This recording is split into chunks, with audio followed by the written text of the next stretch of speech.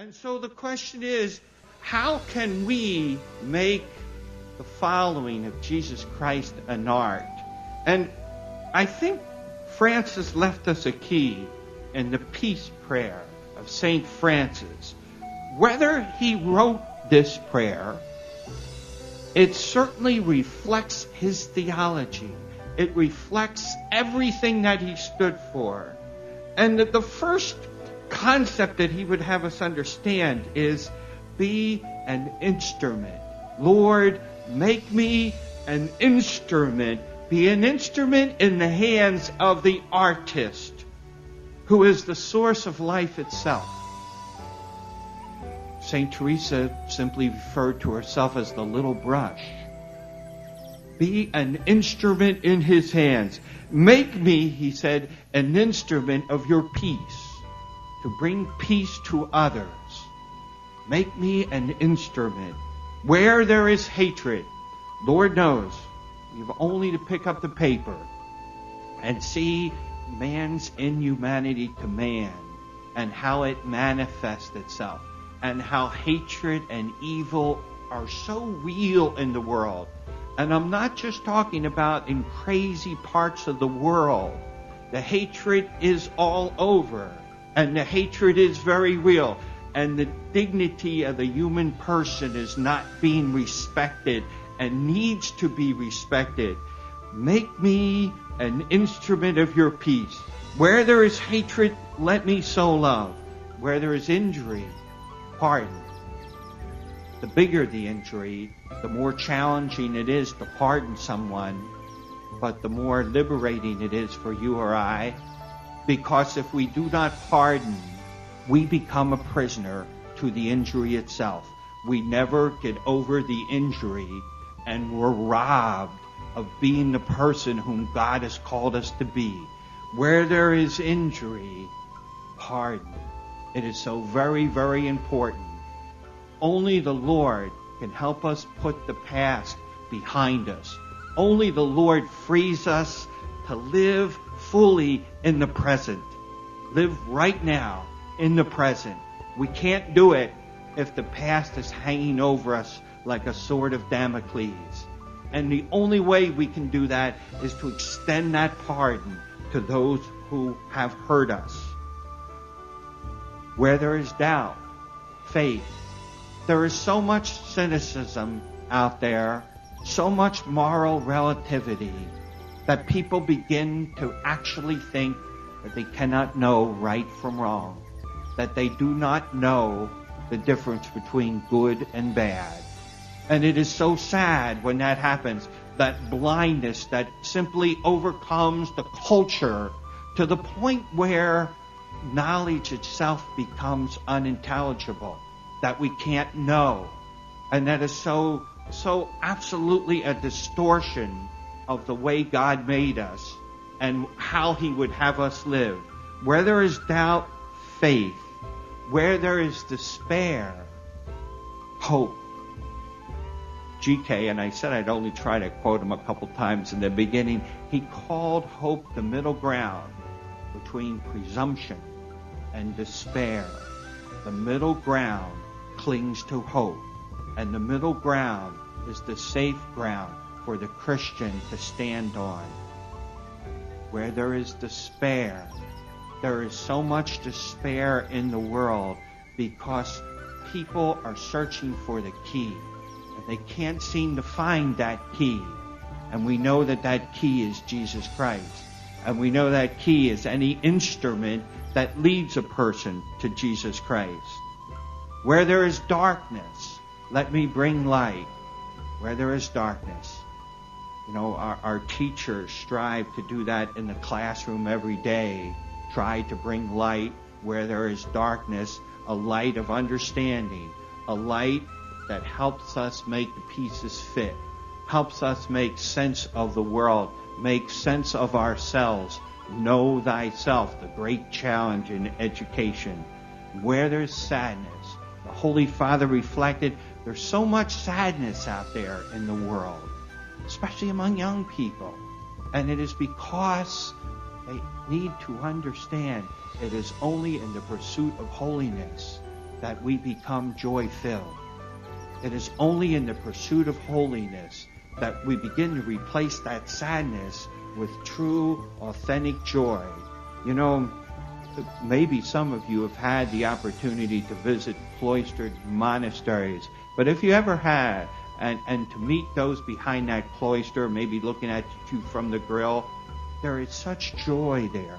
There is such phenomenal joy of people radiating that joy outward through their skin.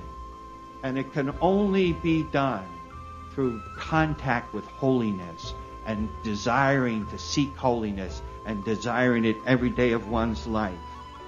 I think the second key in the peace prayer of St. Francis is having a sense of direction, of directing oneself not inward, but outward.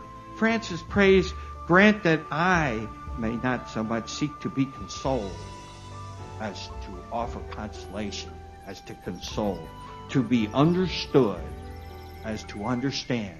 We always want our point understood.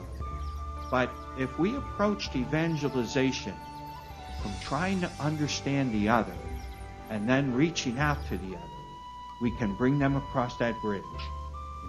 Seeking to understand rather than, I've got all this knowledge and I want you to understand me. Help me understand the modes of thought in the world, why there is so much darkness and sadness and despair. And then help me address those modes by being an instrument. It won't be me, Lord. It'll be you working through me. Francis finally, I think, really hit the key to the art of living when he said, for it is in giving that we receive. It is in giving that we receive. I know that you know that already. I know that when you're involved in those works of mercy, when you're involved in those missionary outreaches, it is in giving. When you're tutoring someone, when you're feeding the hungry, when you're reaching out, when you are trying to save a life at an abortion clinic, it is in giving that you receive. It is that sense of self-worth, transcending the self. Christ came and gave us himself. He gave us the living word. He gave us his body and his blood. And in receiving, he received us as brothers and sisters into his family. And it is the secret of life. It is in pardoning that we are pardoned. And finally, it is in dying that we are born to eternal life. To look at death as something not to be feared. To look at growing old as something not to be feared. And understanding that it is only in dying that we pass through that door into eternal life. If we approach life through the spirit of St. Francis's peace prayer, we make the very act of living an art. Let's make it our prayer that we'll remember the way he lived, and we'll remember this prayer, and we'll try to put it into practice. And by doing so, we may be the person whom God has called us to be. We may be exactly in the right place at the right time. And if we direct ourselves outward as an instrument, you have been made so uniquely, so giftedly, in such a proportion that no one else in this room has. And to turn that all over and give that into the hands of the Lord is to have him reach people that could never be reached if it were not for your existence and not for your being here. And then you will truly realize why you were made. You will truly realize your worth, and you will truly give thanks to God for being all that he is and for having sent his Son, the way, the truth, and the life.